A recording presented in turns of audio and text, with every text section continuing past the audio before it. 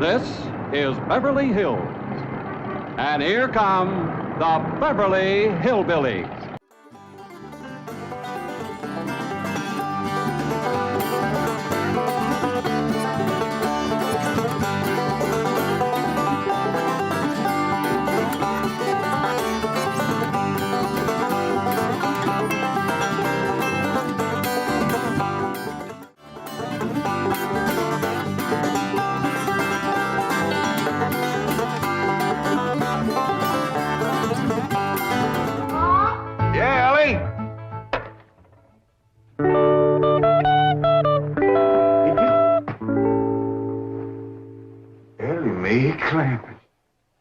Why, you the prettiest thing I ain't never in all my born days.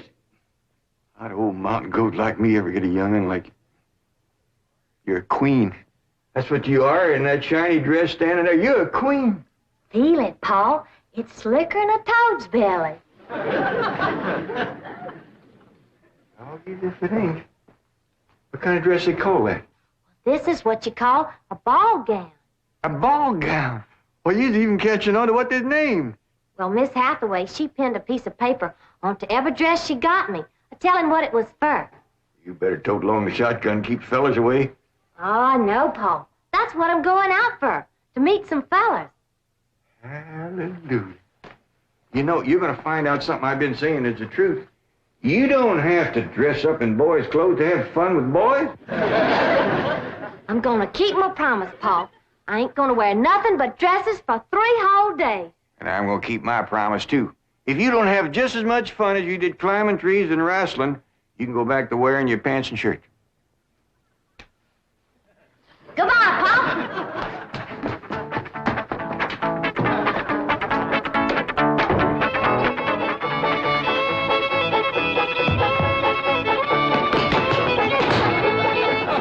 What you doing? Killing ants? Hey, this place ain't got no ants. I'll tell you something else it ain't got.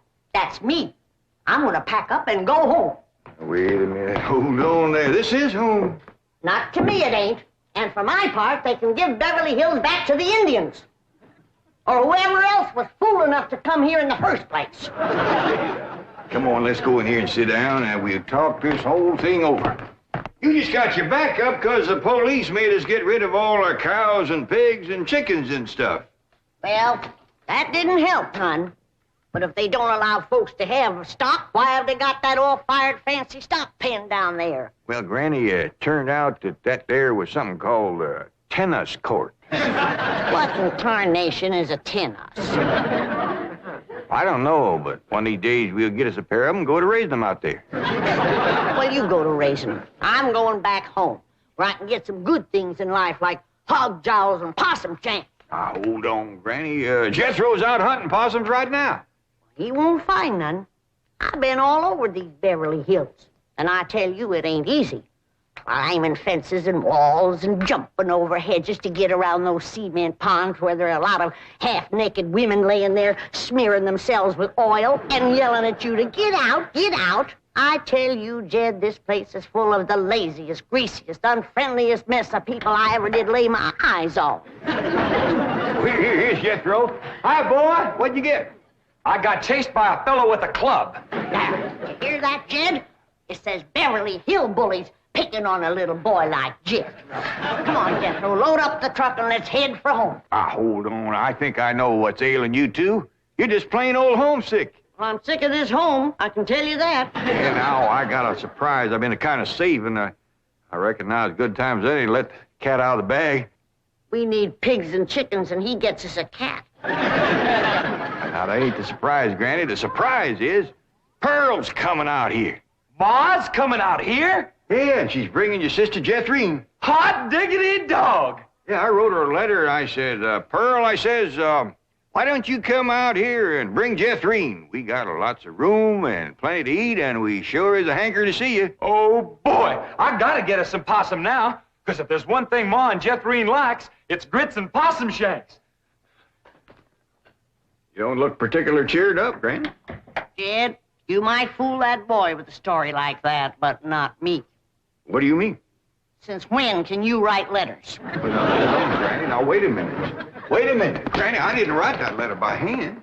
Held the pencil twixt your toes, did you? No, I wrote it by a new way. The banker's secretary showed me. It's called dictation. What's dictation? Oh, it's wonderful, Granny. You just talk and she writes it down. She sure must write fast. Yeah, with a bad hand, too. She got a bad hand? This one, she calls it her shorthand. I don't care how many letters you dictate, Jed. Pearl ain't a-coming out here. Leastwise, not right now. Oh, sure she is, Granny. She's looking to find a husband for Jethrine. I'll tell you who Pearl is a-looking to get a husband for. Pearl. And I think she's got her cap set for that oilman that bought your swamp. Mr. Brewster? Why, he lives clean over to Tulsa. Yeah, but pumping oil brings him over to your place. And I'll bet you pigs to polecats that when he shows up, Pearl ain't fur behind. There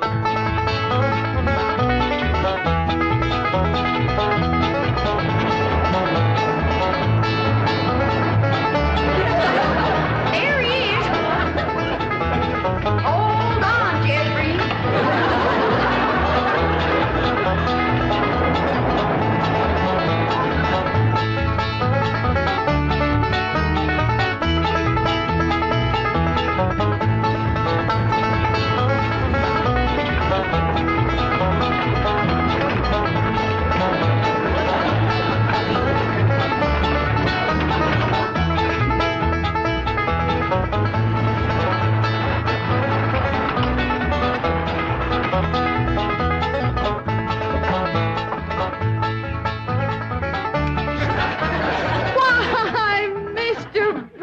Of all people, fancy meeting you here. Small world, ain't it? Yes, it certainly is. Oh, this here's my daughter, Jethrine. This is Mr. Brewster, dear. I'm pleased to meet you, young lady. Hi. May I give you a hand, Mrs. Bodine? Oh, thank you. Stay in the buggy, dear. Careful now. There we are. Well, I see you girls are on your way to a Halloween party. What kind of party? Halloween. What's a Halloween? You don't celebrate Halloween here in the hills? Well, I never heard of it. What's it like? Well, it's an occasion where everyone gets dressed up in their most beautiful clothes. Oh, these old things, they're just something I threw together myself. Well, they look like they came from Saks. Well, they didn't. I made them with store-bought yard goods. Didn't I, Jethrine? Yes, sir. What brings you girls here on this beautiful Indian summer day? Following you. we was headed this way anyway. I promised to keep an eye on the old home place for Cousin Jed, remember? Oh, I hope he won't mind that I had a telephone put in the cabin. You see, we're using it as a sort of a field office. Oh, but he won't mind. Especially if you would show it to me and I could see for myself that there was no damage done to the cabin. Well, that's quite all right. Come along, huh? Stay in the buggy, dear. Well, perhaps you'd like to stretch your legs. They're long enough now. You know, Jethrine's awful tall for her age. She takes after her father. Her late father, that is. I'm a widow. Yes, I believe you told me. Oh, that's right. That's when you told me you was a widower. Yes. You, still are, I suppose. A widower? No, yes. Stay in the buggy, dear.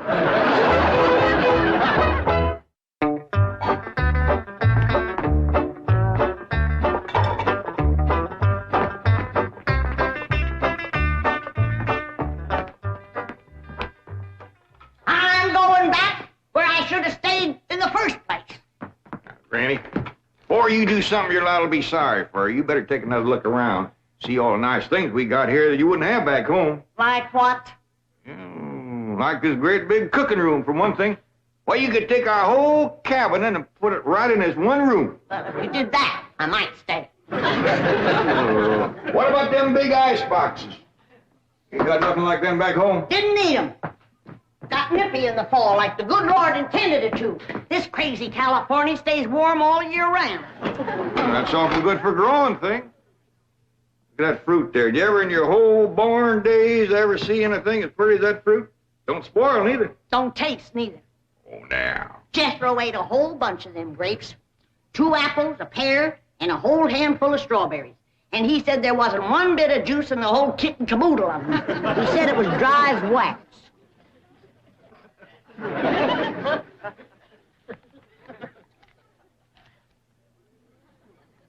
This is mighty dry and gummy. Maybe you ain't supposed to eat this fruit. That's the trouble with this miserable place. You ain't supposed to do nothing.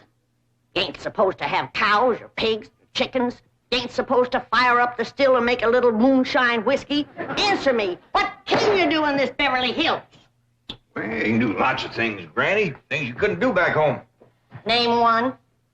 Well, you can call up your friends on the telephone. No, you can't. Why not? 'Cause we ain't got no friends, that's why not. There ain't been one neighbor come a-calling on us since we moved in here. Oh, so that's what's ailing you.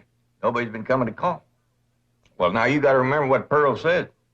This here is Beverly Hills where the movie stars live. What's that got to do with it? What's that got to do with being friendly? Nothing. I just thought it might sidetrack you. Well, it didn't. Movie stars are people just like us, ain't they? Yeah, certainly prettier. Wouldn't it be worth waiting for if one of these days there come a knock on the door and we go to answer it, we open up the door and standing there would be Mary Pickford. Mary Pickford? Yeah, with the golden curls hanging down her back and her pretty little rosebud mouth saying friendly things like, howdy there, I'm Mary Pickford. What would you say to that? I'd say, who's Mary Pickford? That's right. Granny, she's America's sweetheart. You know that movie house where Pearl plays piano on Saturday nights? I heard of it. Well, she says little old Mary is everybody's favorite. Well, tell me this. If Mary Pickford moved in that little cabin down the creek from us back home, what would we do? Oh, we'd have gone calling and brought her over a mess of pone and skinned possum. Yeah. And has Mary Pickford brought us a mess of pone and skinned possum? No, she ain't. You gotta remember, Granny, she probably spent 4 or 5 hours a day just fooling with and combing that beautiful curls hanging clear down Uncle Jan! Well, hello, Jethro. What'd you get this time? I got arrested. Yeah. Policeman, he took my gun away. He said they don't allow hunting in Beverly Hills. That does it. That does it. Then he pointed to old Duke here. He said that dog had his rabies shot. And I said, no, sir, that dog ain't had nothing shot. I'm careful with a gun. What'd he say? He said, oh, wise guy, huh? So he put Duke and me in his police car. But we jumped out and run. Oh, is Ma and Jethrine here yet? No, and they ain't a-coming. Now, if you want to see your ma and your sis, you pack up that truck, and you and me will skedaddle back home where folks is friendly. Now, Granny. Oh, God, if she ain't the muleyest little woman. Granny, now, just a minute. Now, Granny, will you just let me say one thing? Well, you be quick, 'cause I got a long trip ahead of me. Granny, I know it ain't been easy for you out here. New things is always vexing, especially at your age. But I'm bound and determined to keep this family together. And if you go back to the hills, we's all going with you. I'm asking you please to stay. Not for my sake, but for Ellie Mae. Granny, what this place has done for her is a plain miracle. Why, that wild Injun has become a grand lady. I wish you could have seen her go out that door looking like a queen in a picture book. I tell you, I just wanted to sit down and bawl, the way you done when I married her ma. Now, she's just... She's out there now. Not just wait, Granny. Wait till you see. In here, Ellie Mae. Huh? You sure was right. Oh, Hoggin, you don't have to wear boys' clothes to have fun with boys. May, you promised me you wouldn't wrestle. I ain't been wrestling. And what have you been doing in your ball gown? Doing what I'm supposed to do, playing ball. Oh, I made 2 touchdowns and kicked 3 field goals.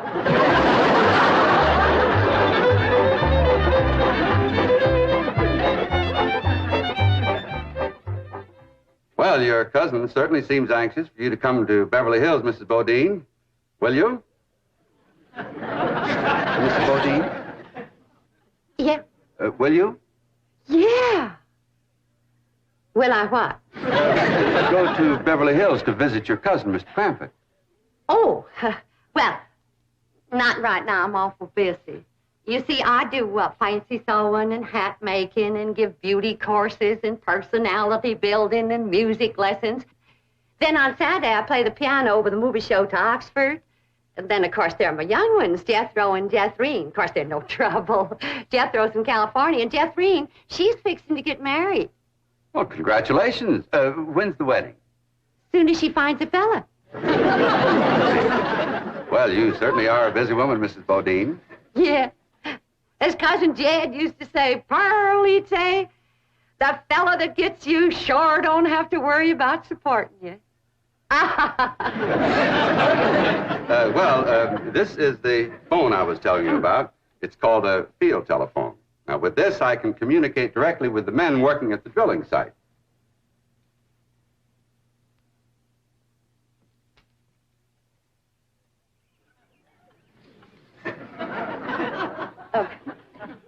Any young men down there?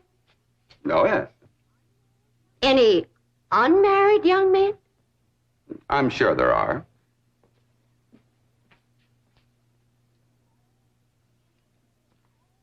Any tall, unmarried young men? Well, they're probably all sizes. Yeah. Suppose it gets pretty lonesome working down there. Well, it's very likely. This is rather an isolated area. Any specially tall, specially lonesome, unmarried young ones? I don't think I can call any by name, no. Uh-huh.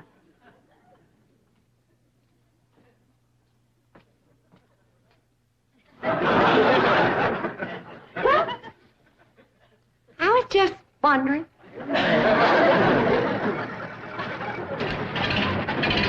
Excuse me, ma'am. Could you tell me where the oil drillers are working today? Well, now. What have we here?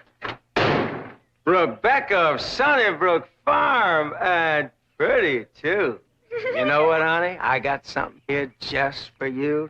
A genuine French garter imported all the way from Paris, France. They usually sell for 50 cents, but, honey, you can have it for a quarter. Listen, honey, I'm gonna be around a couple of days. You busy Saturday night? Well, you are now. And there's a dance over in Hooterville. Ooh-wee! I bet you're an armful of mama. I mean it, honey. I like big girls. You just do things to me. You carry me away. All right. Hey, what's going on here?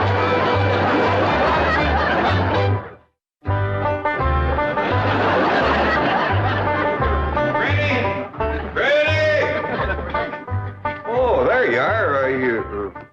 What are you doing? I'm figuring.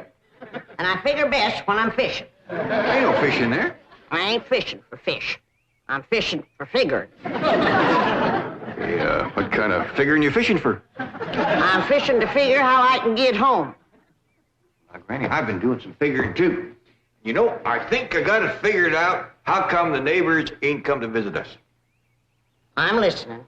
Well, the way I got it figured, out here in Beverly Hills, instead of them coming to see us, we go to see them. How come? Oh, I don't know how come. That's just the way I got it figured. Mighty convenient figuring. Granny, it wouldn't do no harm and to give it a try. A lot of things is different out here. Well, I'll fish on it for a spell. Take possum. Feet like a whale. Who said there ain't fish in here? Well, that's the prettiest I ever seen. Ah, I gotcha, you rascal. I'm gonna throw you right in the frying pan. This thing ain't nothing but skin. That's your Beverly Hills for you.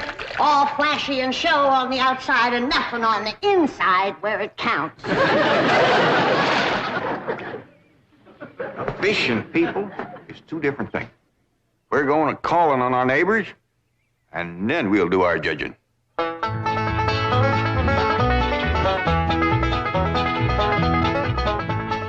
Well, let's see now. Which neighbor shall we call on first? Mr. Drysdale's off in Boston with his missus, so let's go this way. If you ask me, let's go back that way. Now, Granny, you promise. Come on, everybody, let's go. You reckon they'll give us a mess of pone or something, Pa? Or maybe some salted down possum. Probably so lie on us.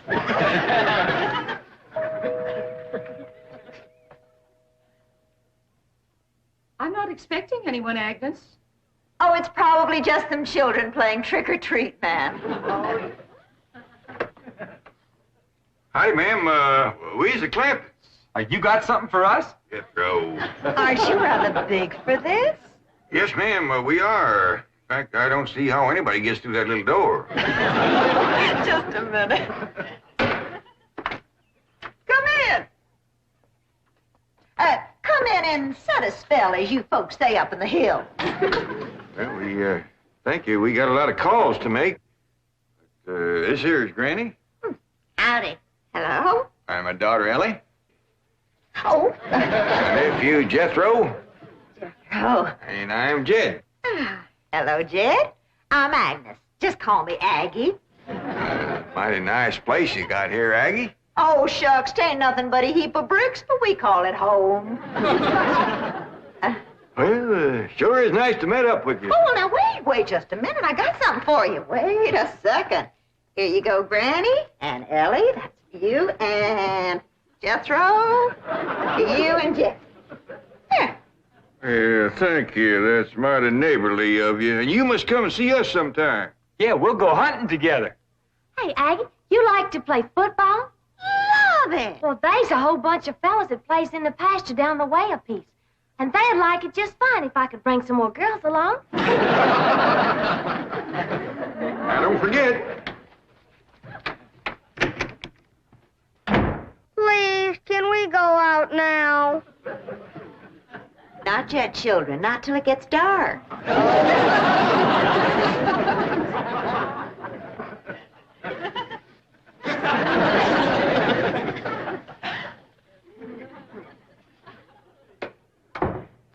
Ain't that the most pitiful thing? Heart-rendering. Just heart-rendering. Nice-looking woman. Friendly as you please. But them young'uns is the homeliest I ever see. Wonder she didn't want to come a-calling on us. Yeah. Reckon I'd stay home, too, if my kids looked like that. Kid, I ain't never gonna say a bad word about nobody. I know what you mean. Diggies,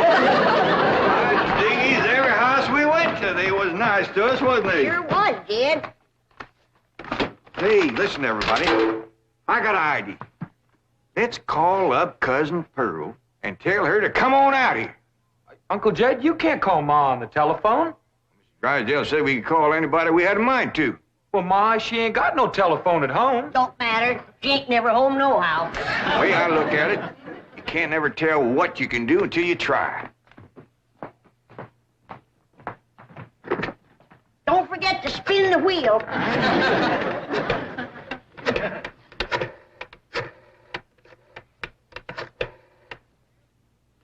Howdy, ma'am.